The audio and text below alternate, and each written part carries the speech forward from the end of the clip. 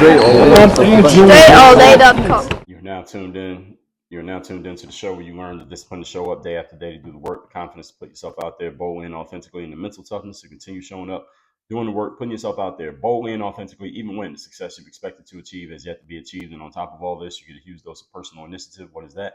That is the go-getter energy that moves any one of us, including yourself, to go and make things happen instead of waiting for things to happen. And then we put all this together into a series of frameworks, approaches, insights, strategies, and techniques all underneath the umbrella of one unified philosophy that is called work on your game. My name is Dre Baldwin, also known as Dre All Day, and welcome to the show. And today's topic is how to argue. Yes, how to argue. There is an art to this. Before we get into it, remind you of two things. My text message number down below in the description for when we start sending that message out again. Just send me a text now. And workonyourgameuniversity.com. If you'd like to work with me directly, have me as your direct coach to get to work on your mindset, on your business, on your career, on your growth, and getting things done now instead of later. With, again, my direct help in the process, go to workonyourgameuniversity.com. The link is in the description to this episode. Getting into this topic here today, how to argue. And any of you didn't know, yes, there is a how and a why and a process to doing this. It's not just something that you just randomly jump into. I know many of you have spent your lives just randomly jumping into it and not knowing what you were doing. That's the bad news. The good news is we're going to fix that here today. So listen to what I'm saying and take notes on what I tell you so you no longer make the mistakes that you've been making up to this point. So the definition of argue, first of all, let's get clear on what we're talking about. It means to give reasons or cite evidence in support of an idea, action, or theory, typically with the aim of persuading others to share one's view. So arguing is you are giving reasons and citing evidence in support of what you see, usually to try to influence or persuade others to see things the way that you see them. Doesn't mean you're always trying to do that. Sometimes you're just trying to dunk on a person and show them that you're right and they're wrong. But generally, that's what it is. You just share whatever you see and why you see it that way to influence or persuade someone, maybe not the person you're directly speaking to, but maybe the people who are otherwise hearing it, to see things how you see them. In the past, I've done episodes about formulating arguments, how to disagree in a way that actually works. Let me tell you about those. Episode number 1612, how to formulate and present a logical argument. If you haven't heard that one, that was episode 1612. Episode 1529, how to talk to people with whom you disagree. Episode 1527, how to disagree respectfully. Episode 1098, why to converse with people that you disagree with. And episode 3023, why you should actually follow and listen to some people who you disagree with. One more, episode 2815, requirements for intelligent disagreement. There's an intelligent way to disagree. There's an ignorant way to disagree. If you haven't heard those episodes, I just reference you to them. So you want to be able to formulate an argument cogently. You want to be able to disagree in a way that makes sense and could possibly persuade another person. You won't always succeed, but possibly. And you want to be able to get your point across in a way that people will at least understand you, even if they don't change their mind. They should at least understand where you stand.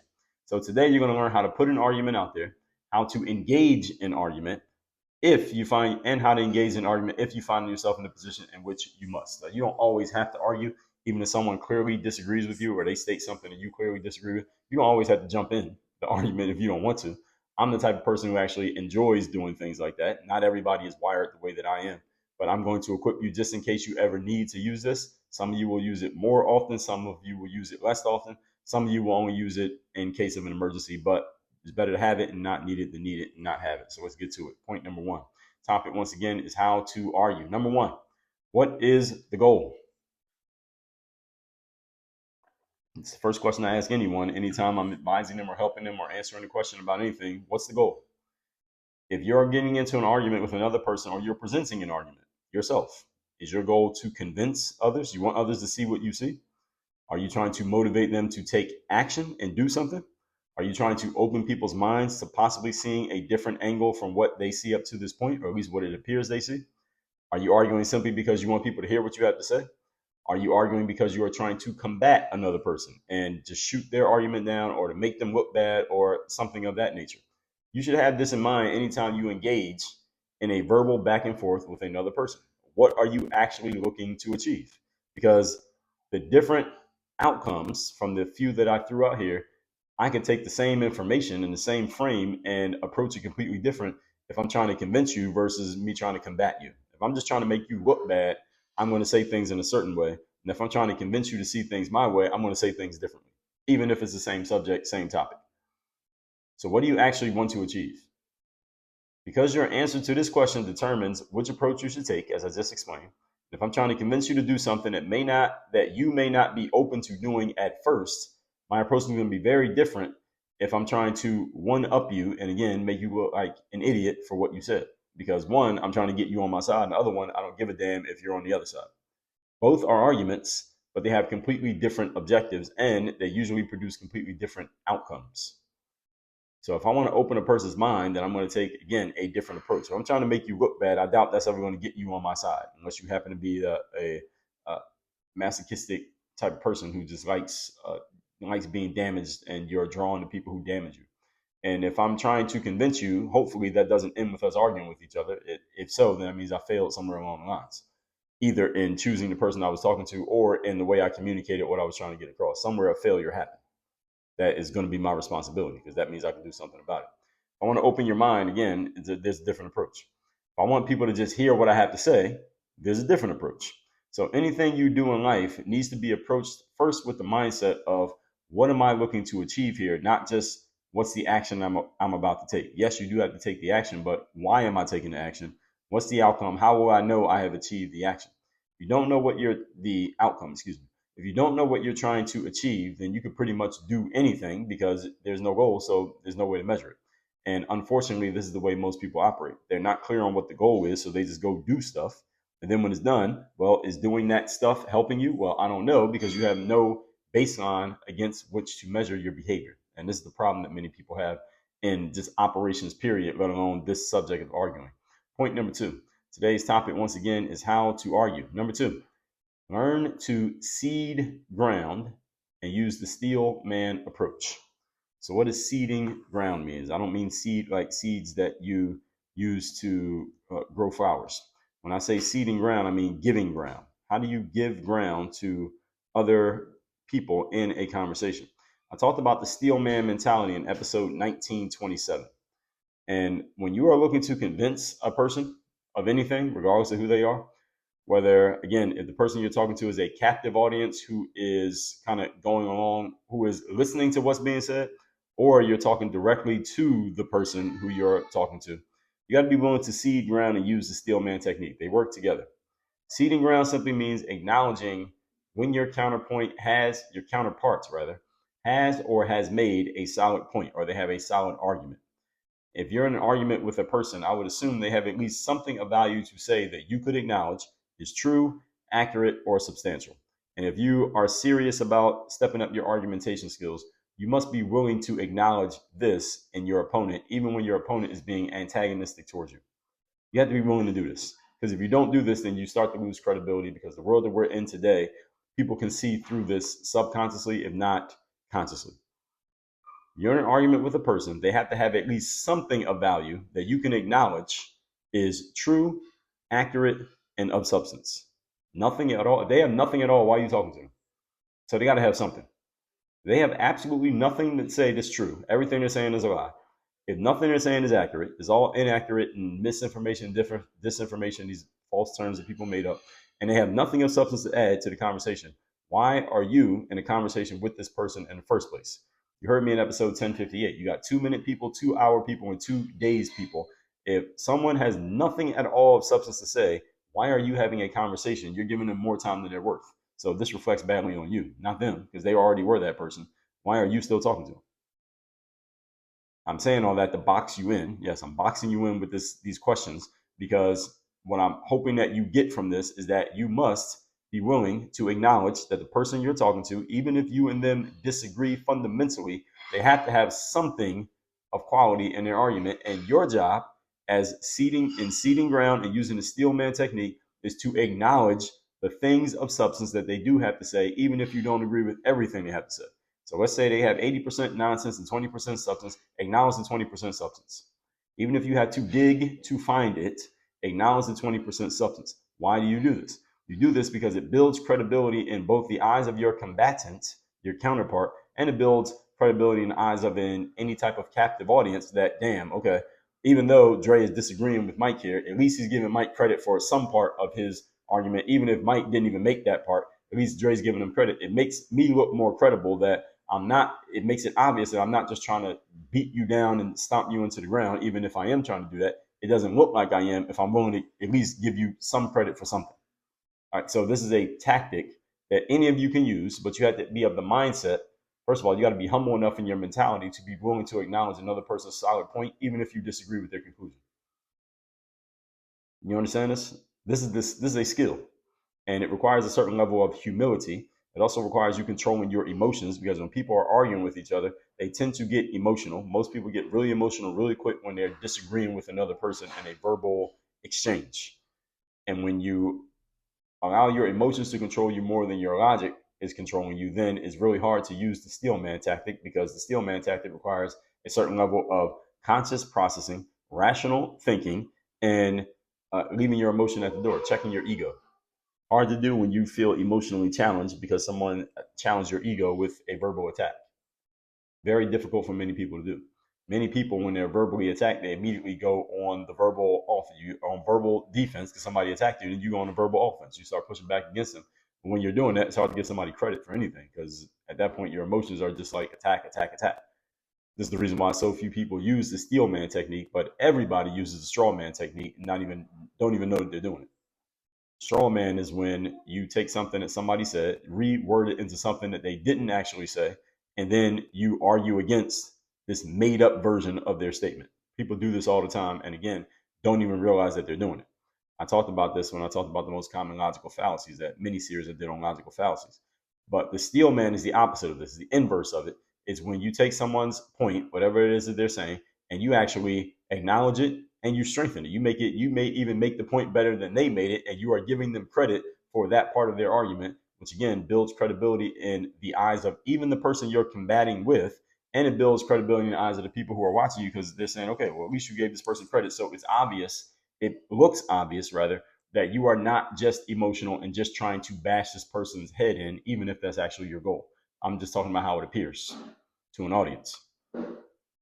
And this is something that you see again when people get really emotionally charged up on a certain topic. Politics is a great example of this, that you get people on the Democrat side and people on the Republican side. I see it more often from people on the Democrat side, that they can never cede ground or offer any type of steel man points in a conversation anytime they're talking about someone who's on the Republican side, specifically when it comes to President Donald Trump. When it comes to Donald Trump, anybody who doesn't like him, I never see them ceding ground or offering any type of steel man arguments in favor of either Trump himself, his administration, his political friends, or people who happen to be fans of his or voted for him. All they say is negative, negative. Everything is this person has no substance. You're too stupid. You're too dumb. You don't know what you're signing up for. You're too uneducated. You're too illogical. You are destroying the country. I hate you. You're not invited to Thanksgiving dinner. I'm never texting you again. I'm deleting your number out of my phone. All it is all negative things. There's no way possible that a person you disagree with has not a single solid positive point in their argument, and every point in your argument is just perfect and flawless and it can't be challenged. That's not possible, folks. When you're emotional, that's the way it feels, and that's what you may be communicating, but you also look and sound immature, and you don't sound professional in your argumentation to a person like me who understands these things. Now, many of you have never considered arguing on this level. I understand, but this is the reason why I'm here. I'm here to help you understand. You know what they say about people from a distance not being able to tell who is the fool and who is the genius. So if you're arguing with someone who has no solid points whatsoever, then you're a fool just like they are. If they have no solid points, that means they're a fool. They can't come up with anything smart to say in a conversation, and you're talking to them. Okay, so y'all both fools, two idiots having a conversation. That's what it becomes. So the straw man, as I said, is like beating up a punching bag that's not hitting you back. It's easy to do because you're arguing against something that didn't happen or wasn't said. The steel man is when you're arguing against something that's hitting you back, and you're giving it credit for throwing a good punch. And see, this is a form of giving ground and giving credit to your counterpart.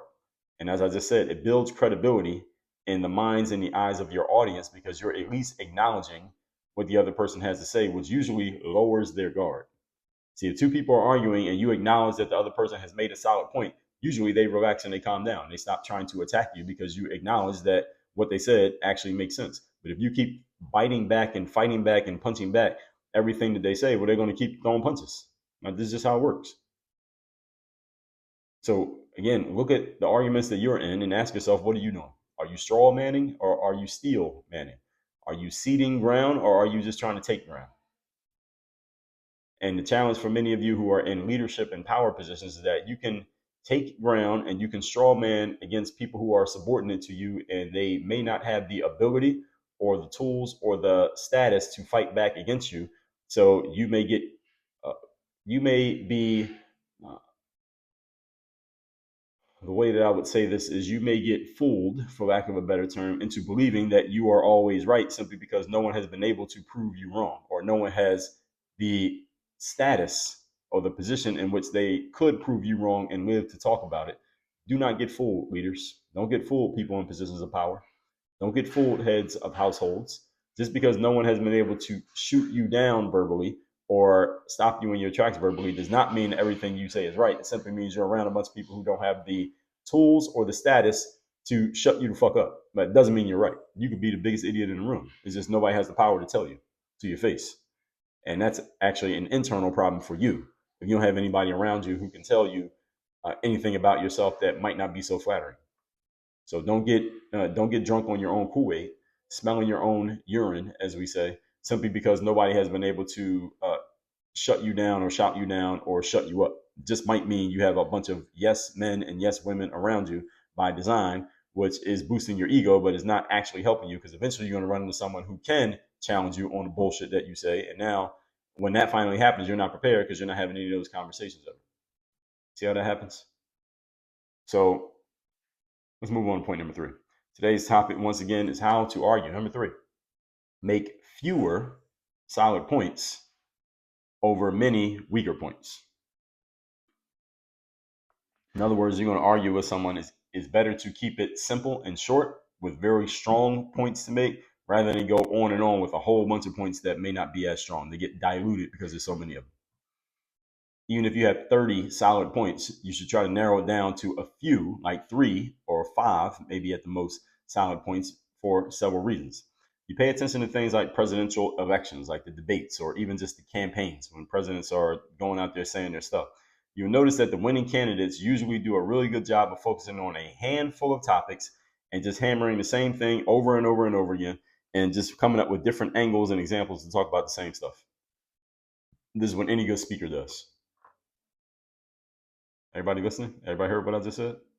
Every good speaker comes up with a handful of solid points, and they just come up with different ways and different angles from which to talk about the exact same things over and over again. They just hammer the same points. Now, why would anybody do this? Why do politicians do it? Why do speakers, why do people like myself do it? For one, when you're trying to reach a mass of people, like a bunch of different people who have different backgrounds, different ways of thinking, different perspectives, and they're all from different walks of life. When you're trying to reach the masses of people, you cannot be too specific.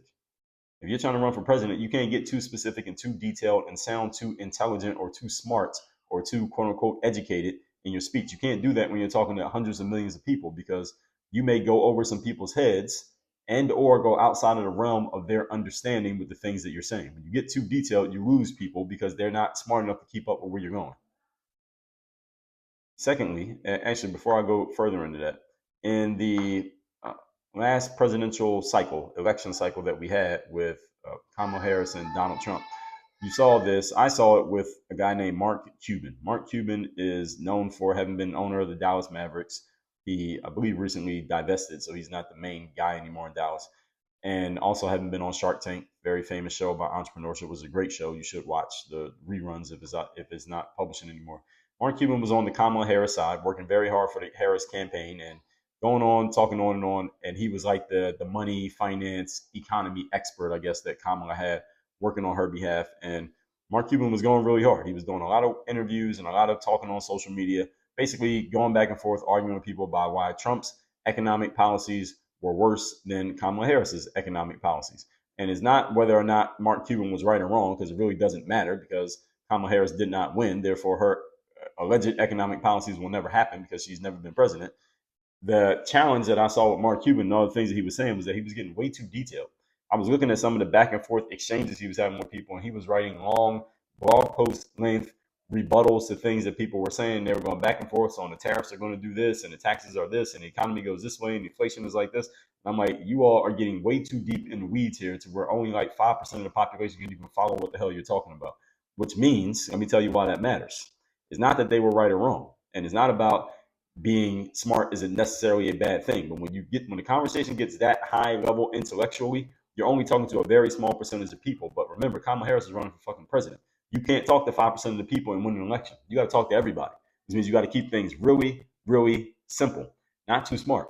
So Mark Cuban spilled a lot of ink and a lot of words trying to defend and campaign for Kamala Harris, but he was talking on such a high intellectual level that people weren't really understanding what the hell he was saying as a general rule. Now, some of you who heard what he was saying, maybe you understand it, and maybe that's why you were listening because you understood it. But a lot of people didn't understand it, which meant a lot of his talking fell on deaf ears. Who are you talking to when you're talking at that level? You're only talking to people who understand at the same level as you. So when you're trying to make a point and you're trying to persuade an audience, you got to keep it simple enough that everyone in the audience understands what the hell you're saying. And if you go over their heads, they're not listening anymore because they don't get it. And most people don't want to admit to not understanding something. So what politicians do, I just told you, when you're trying to reach the masses, you cannot be too specific. Another reason why that they do this is most people do not want to be challenged to think, especially think critically. So all Mark Cuban was doing was challenging people to think critically because, hey, if you put the tax this way and the economy goes this way and inflation goes that way and this company pays this much, as soon as he start getting into all these if-then loops, he was challenging people to think. That's a bad idea if you're trying to reach the masses. Now, if you're talking to a college classroom of 30 people and they all already understand it, then go as deep as you want to go. When you're talking to the masses of people, you can't do this. This is a mistake. So your points need to be simple and basic enough that they can be repeated hundreds of times to where anyone can get the point, even if they're not half as smart as you. Barack Obama's campaign. What was Barack Obama's campaign when he ran for president? His campaign was about change. That was it. Barack Obama's campaign was about change. Now, did he mention policies and taxes and all these foreign policy and what he's going to do with this country and that country? Did he mention those things? Yes. But what was the campaign about? The campaign was about change. That was it. The whole campaign was change. What was Donald Trump's campaign? He's campaigned 3 times. What was his campaign? It's always been the same concept. You either say make America great again or put America first. That's generally what it's about. Or you could just say America. Donald Trump's thing was these people on the other side, the Democrats, they are thinking globally and they want to be world citizens and they're all dabbling in other countries' business and doing business with all these other people in these other countries. I want Americans to know, I want us to get back to focusing on America instead of focusing on all these other mofos out here. That was his campaign. Make America great again or put America first, whichever one you want. The bottom line was America. We're focusing on America. We're not focused on everybody else. And Donald Trump won 3 nominations, 2 of 3 elections, and 3 of 3, depending on who you ask. Joe Biden's campaign. What was Joe Biden's campaign about when he ran in 2020?